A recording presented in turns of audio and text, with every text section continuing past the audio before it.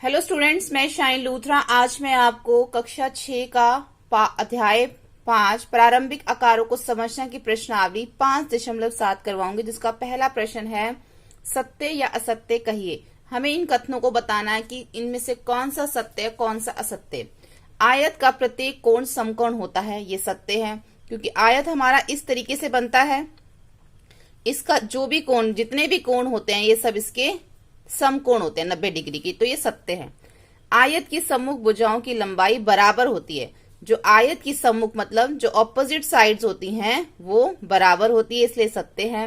वर्ग के विकर्ण एक दूसरे पर लंब करते हैं। अगर हम यहाँ पर एक वर्ग बनाएं, उसके अंदर विकर्ण बनाएं इस तरीके से, ये इसके अंदर विकर्ण है, तो ये एक दूसरे पे क्या कर रहे हैं, लंब कर रहे हैं, एक दूसरे को काट रहे हैं, ठीक है, प्रतिच्छेद कर रहे हैं। तो ये एक दूसरे के ऊपर क्या है, लंब कैसे बनाते हैं हम, ऐसे भी लंब बनता है, हमारा लंब ऐसे भी बनता है। तो ये क्या है, इस विकर्ण एक दूसरे को लंब कर रहे हैं, तो ये सत्य है। सम चतुर्भुज की सभी भुजाएं बराबर लंबाई की होती हैं।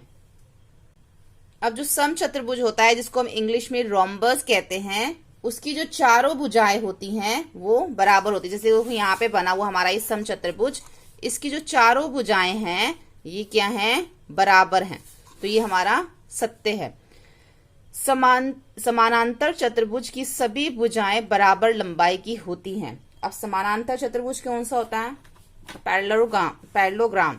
अब जो पैरेललोग्राम होता है समानांतर चतुर्भुज, इसकी जो सभी भुजाएं हैं वो बराबर लंबाई की होती है। यहाँ पे देखो, ये हमारा पैरेललोग्राम है। अब इसकी जो सभी भुजाएं हैं वो बराबर लंबाई की हैं। अब इसमें आपको सभी भुजाएं बराबर लंबाई की लग रही हैं, बराबर लंबाई की तो नहीं है सभी। ये हमारी, ये इसके बराबर लग रही है और ये जो है वो इसके पैरेलल लग रही है, बराबर भी नहीं, ये इसके पैरेलल है, ये इसके पैरेलल। तो ये जो इसकी सभी भुजाएं हैं ये बराबर नहीं होती हैं, इसलिए ये असत्य है। उसके बाद देखते हैं समलंब की सम्मुख भुजाएं समानांतर होती हैं। समलंब मतलब जो हमारा ये ट्रेपेजियम होता है, इसकी जो सम्मुख भुजाएं कौन सी होती हैं, ऑपोजिट साइड जो होती हैं वो पैरेलल होती हैं। अब जो ये हमारा समलंब है, इसकी ऑपोजिट साइड, जैसे कि ये इसके ऑपोजिट है और ये जो है वो इसके ऑपोजिट हमारा ये आ रहा है, इसके ऑपोजिट क्या है, ये आ रहा है। तो बोल रहे हैं कि इसके अंदर जो सम्मुख भुजाएं जो ऑपोजिट साइड्स होती हैं, क्या वो समानांतर होती हैं, क्या वो पैरेलल होती हैं, तो ये भी असत्य है।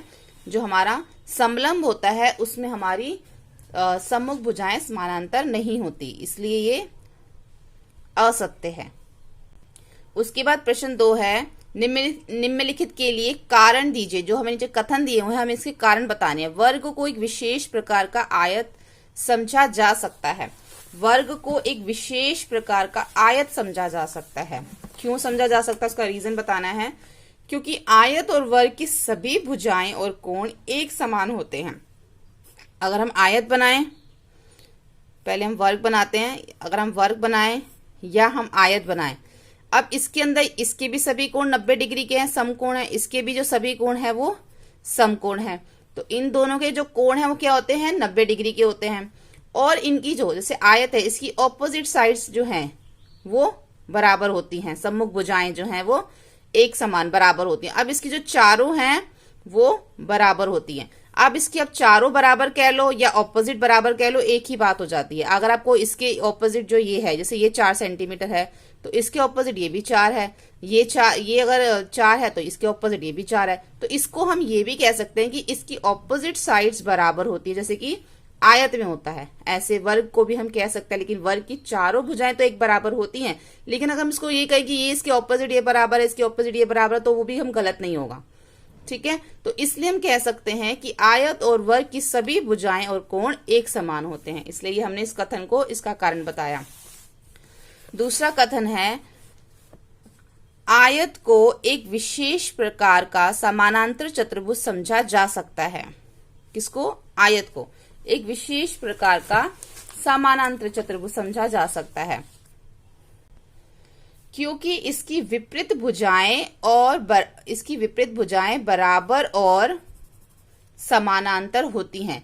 जैसे आयत की विपरीत भुजाएं जो बराबर और समानांतर होती हैं, नहीं, जैसे आयत में विपरीत भुजाएं जो हैं वो समान होती हैं, ऐसे जब हम इसका इसके अंदर हम पैरेललोग्राम बनाते हैं, समानांतर चतुर्भुज बनाते हैं, तो उसकी भी जो विपरीत भुजाएं हैं वो पैरेलल होती हैं। देखो अगर मैं इस भुजा को आगे की तरफ बढ़ाऊं और इसको भी मैं आगे की तरफ बढ़ाऊं तो ये क्या है, ये इसके पैरेलल भी है, ये इसके बराबर भी है। तो इसलिए हम आयत और समानांतर चतुर्भुज को ये बोल सकते हैं कि जो इनकी विपरीत भुजाएं होती हैं वो बराबर भी होती हैं और समानांतर भी होती हैं। किसकी? आयत और समानांतर चतुर्भुज की।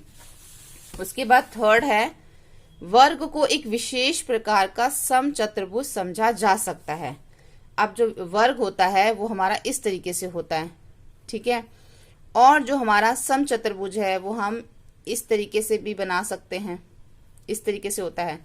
अब वो कह रहे हैं कि जो ये हमारा वर्ग है वो एक विशेष प्रकार का समचतुर्भुज है। क्यों? क्योंकि इसकी भी ऑपोजिट, इसकी चारों भुजाएं एक बराबर होती हैं, इसकी भी जो चारों भुजाएं हैं वो एक समान होती हैं, क्योंकि इसकी चारों भुजाएं बराबर होती हैं और इनके विकर्ण लंब होते हैं।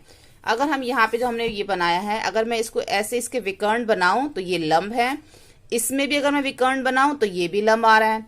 इसलिए हमारा जो है चारों भुजाएं बराबर होती है, इनके विकर्ण लंब होते हैं, इसलिए ये वर्ग जो है एक विशेष प्रकार का समचतुर्भुज समझा जा सकता है। उसके बाद डी है, वर्ग आयत समचतुर्भुज और समांतर चतुर्भुज में से प्रत्येक एक चतुर्भुज भी है। यानी कि अगर हम वर्ग की, आयत की, समचतुर्भुज, समांतर चतुर्भुज की बात करें तो हर एक क्या है? चतुर्भुज है, बिल्कुल है, क्योंकि इन सबकी चार भुजाएं हैं और जो चार भुजाओं से बनते हैं उनको हम समचतुर्भुज कहते हैं, जिसको इंग्लिश में क्वाड्रिलेटर बोलते हैं। वर्ग एक समांतर चतुर्भुज भी है, जैसे हमने यहां पे भी पढ़ा था शायद, वर्ग एक विशेष प्रकार का, अच्छा ये समचतुर्भुज पढ़ा था हमने, यहां पर ये है कि वर्ग एक समानांतर चतुर्भुज भी है, यानी कि पैरेललोग्राम भी है वर्ग।